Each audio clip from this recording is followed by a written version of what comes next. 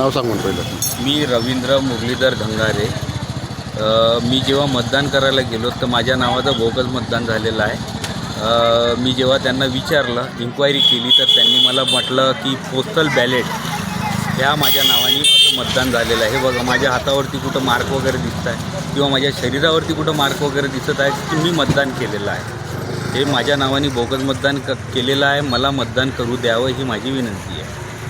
तुम्ही कोणत्या केंद्रावरती गेले होते? मी झिंगाबाई टाकडी मराठी शाळा बूथ नंबर 37. तुम्ही गेले असताना तुमचा मतदान झालेला नाही? मी गेलो असताना माझं मतदान तिथे झालेलं नाही. कोणी केलं मतदान? ते पोस्टड बॅलेट म्हणून त्यांनी दाखवलेलं आहे, पण पोस्टड बॅलेट हे काय आहे मलाही नाही समजलं. की मी बाहेर नाहीच राहत, मी झिंगाबाई टाकडीचा रहिवासी आहे, मी झिंगाबाई टाकडीतच राहते आणि माझ्या नावाने बोगस मतदान बाहेरून कोणीतरी केलेलं आहे हे त्यांचं म्हणणं आहे. तर आता तुम्ही मतदान करू शकणार की नाही करणार? मला ते म्हणत आहे की तुम्ही मतदान करू शकत नाही, पण मला मतदान करायचं आहे, ते मी कसं करावं? तर यानंतर तुम्ही काय करणार आता?